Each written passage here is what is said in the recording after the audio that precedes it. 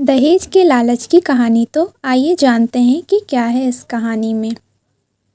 उजाला की शादी कुछ दहेज देकर संतोष के साथ संपन्न हो गई। उजाला अपने साथ दहेज लेकर आई, लेकिन शादी में पैसे ज़्यादा खर्च हो जाने के कारण तय किया गया दहेज जितना नहीं मिला। इस बात से नाराज ससुराल वाले हर दिन किसी न किसी बात के बहाने उजाला को ताने मारने लगे। एक दिन उजाला किचन में काम कर रही थी, तभी उसकी सास आवाज लगाती है, बहू, अरे ओ बहू, मर गई क्या? उजाला झट से वहां पहुंची। अरे कब से बुला रही हूँ, बुलवा बुलवा के ही मार डालेगी क्या? नाश्ता बना रही थी माँ जी। क्या अभी तक तुम्हारा नाश्ता तैयार नहीं हुआ? संतोष के ऑफिस जाने का समय हो गया है माँ जी। आज थोड़ा तबीयत ठीक नहीं लग रही थी, इसलिए जरा सी देर हो गई उठने में। अरे कामचोर कहीं की, किसी काम की नहीं है। एक तो इसके घर वालों ने तय करके भी पूरा दहेज नहीं दिया और ना ही इनकी लड़की किसी काम की है।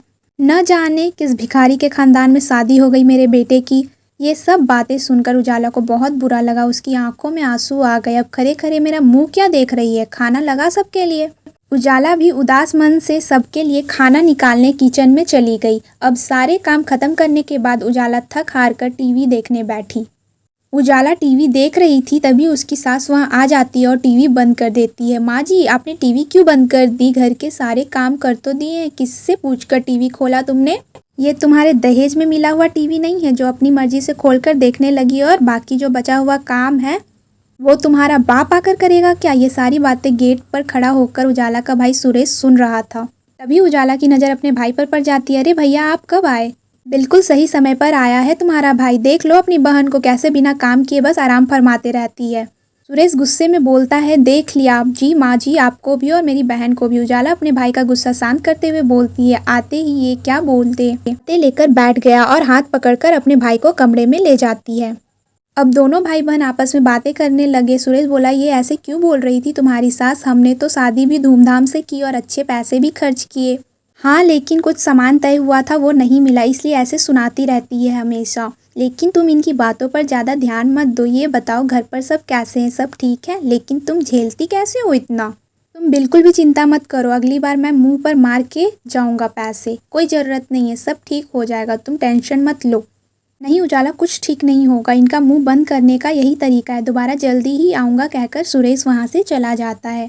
अगली सुबह उजाला किचन में काम कर रही थी, तभी संतोष की बहन मोना वहाँ आती है और बोलती है, आइए देखते हैं कि उनकी ननद उनको क्या बोलती है। बोलती है, भाभी, मैं कॉलेज के लिए लेट हो रही हूँ, जल्दी से मेरे कपड़े इस्त्री कर दो। लेकिन मैं तो तुम्हारे भैया के लिए खाना बना रही हूँ, जल्दी से ऑफिस के लिए निकलना है। तभी मोना जोर जोर से रोने लगी। रोने की आवाज़ सुनकर सभी मोना के पास आते हैं। मोना की माँ पूछती है, क्या हुआ बेटी, क्यों रो रही हो? रोते हुए बोली, देखो ना माँ, मैंने भाभी को बोला मेरे कपड़े इस्त्री कर दो, मैं कॉलेज के लिए लेट हो रही हूँ, तो भाभी ने मना कर बोला मुझे बहुत काम है। तभी उसकी सास उजाला को गुस्से में बोलती है, मिल गया सुकून, मेरी बेटी को रुलाकर इस्त्री कर देती तो कौन सा पहाड़ टूट जाता। तभी संतोष बोलता है, माँ बस करो, इसमें उजाला की कोई गलती नहीं है, मैंने ही जल्दी टिफिन तैयार करने के लिए उजाला को बोला था। और मोना, क्या तुम कोई छोटी बच्ची हो? काम भी तुमसे नहीं होगा, मैं परेशान हो गया हूँ रोज रोज के झगड़े से। इतनी बहस के बाद सभी वहाँ से चले जाते हैं। में बस उसकी सास और उजाला बच जाती है। उजाला अपने घर के कामों में लग जाती है। उसकी सास छत पर जाती है, लेकिन अचानक उजाला की सास का पैर फिसल जाता है और वो छत से नीचे गिर जाती है। उजाला आवाज़ सुनकर जल्दी जल्दी अपने सास की तरफ भागती है। पास में जाने के बाद उसने देखा उसकी सास बेहोश पड़ी हुई थी। उसे कुछ समझ नहीं आता कि क्या करूं। किसी तरह उजाला अपनी सास को लेकर हॉस्पिटल में भर्ती करवाती है। संतोष को भी फ़ोन करके वही बुला लेती है।